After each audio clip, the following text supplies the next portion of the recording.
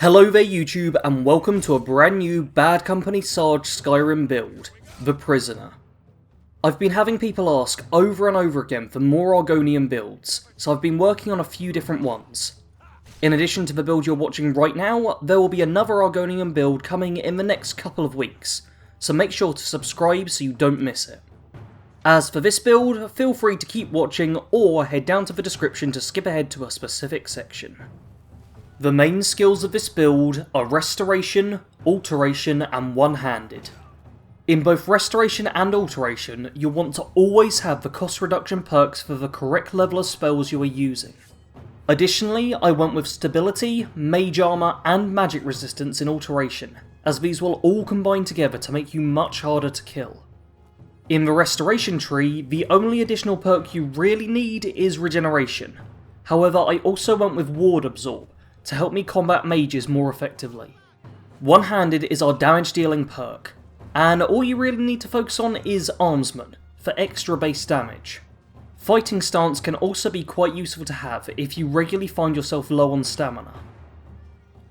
The additional skills of the build are Sneak and Alchemy.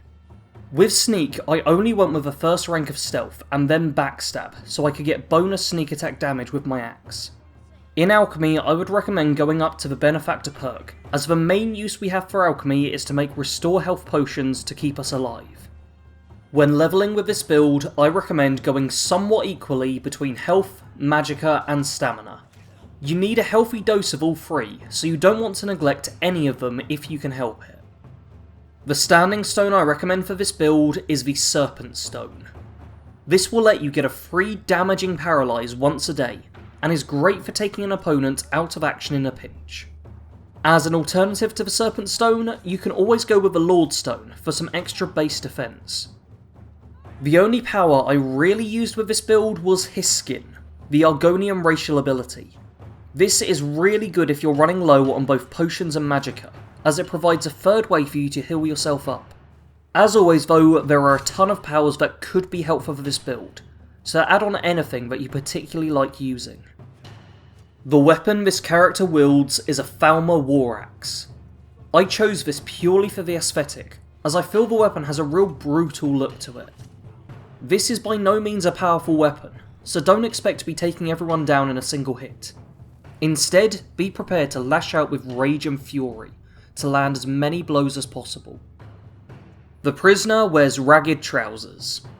Obviously, these don't provide any actual benefit, but they do fit perfectly with the theme of the build.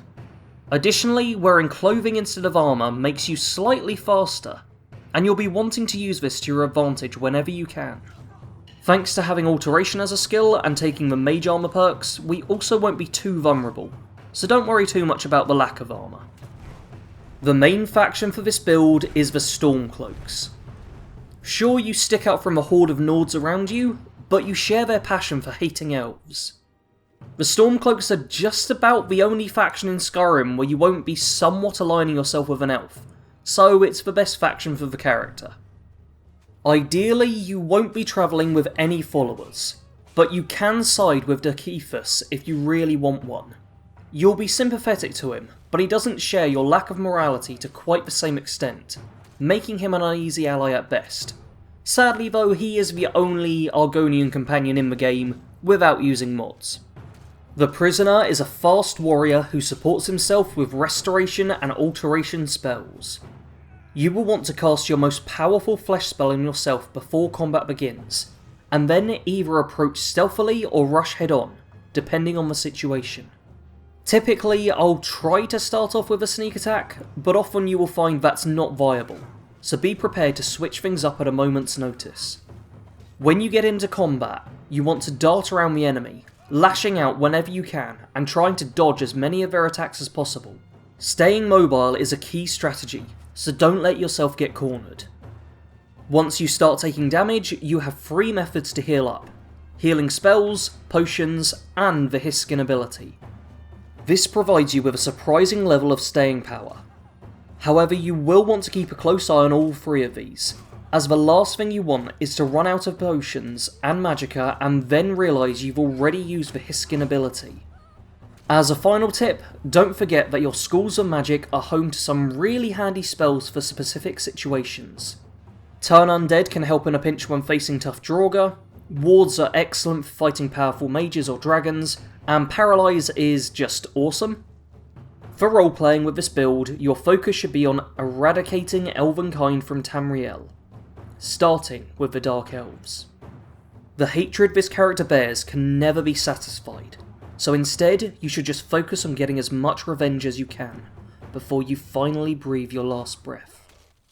The prisoner couldn't remember his life before he was a slave. It felt as if he had been hatched with chains already around his wrists. His Dunmer masters had a host of Argonian slaves, who they constantly worked to death. Their most recent task was mining down into an ancient ruin, some sort of Dunmer mine he had overheard from his masters. It took weeks, and many died in the process, but eventually they broke through, and were ordered to venture forth. The entrance was dark, and he could sense evil lurking below. His hesitation to enter led to a sharp crack of the whip on his back, breaking his scales and causing blood to seep forth. He reluctantly entered the ancient mine, along with 2 other Argonian slaves. As they moved forward, all natural light faded, and there was only a dull glow from the walls to light their path. From somewhere behind them, they heard one of their masters call out, asking if it was safe. The bellowing voice echoed off the cavern walls, and the prisoner felt the world around him shake. Boulders began to fall from overhead, crushing the slave directly in front of him, and separating him from the other. The partial collapse above him did provide him with a hole to crawl up. No matter what lied beyond, it couldn't be worse than the life he had suffered up until this point. As he crept through the narrow tunnels he then found himself in, he noticed the sound of hurried footsteps somewhere off in the distance. Progressing through the tunnels, he eventually saw a foul, pale-skinned creature.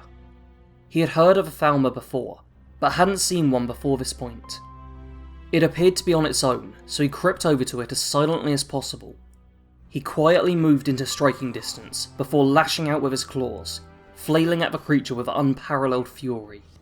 He tore the beast to pieces, but not before it was able to bury its crude axe into his shoulder. Pulling forth the weapon caused intense pain, but he was able to heal himself with the little restorative magic he knew, ensuring he wouldn't die from the wound. He was able to use the axe to break his chains and continue forwards, eventually finding a flooded section of a tunnel. He dived in and swam through several openings before finding himself to be out of the structure and into open waters. In the distance, he felt like he could hear Dunmer voices, and swam in the opposite direction as fast as he could. He didn't know how much time passed in the water, but when he finally found himself back on land, he was glad to be able to rest, no matter how briefly. The land he was in wasn't one he recognised, but in the distance was something all too familiar to him: a Dunmer. The elf wore plain clothes and was all alone. The prisoner felt anger consume him as he charged towards the individual. The elf didn't even have the chance to flee before the crude axe had found its way into the Mer's heart. The Argonian only had a moment to relish the kill before he felt a sword blade at his neck and looked up to see a pair of Imperial soldiers. He was forced to drop the weapon and escorted to a cart after his hands were bound. Compared to a life of slavery, the headsman's axe seemed pleasant. His only regret was that he wouldn't be able to take any elves with him. If you enjoyed this build and want to see more in the future, don't forget to hit the like button, as it genuinely increases the chances of more people seeing the video, which in turn helps me to make more builds. If you are new to the channel, don't forget to subscribe and turn on notifications. Additionally, share this video with any of your friends who are still playing Skyrim. Thank you all very much for watching. Sarge out.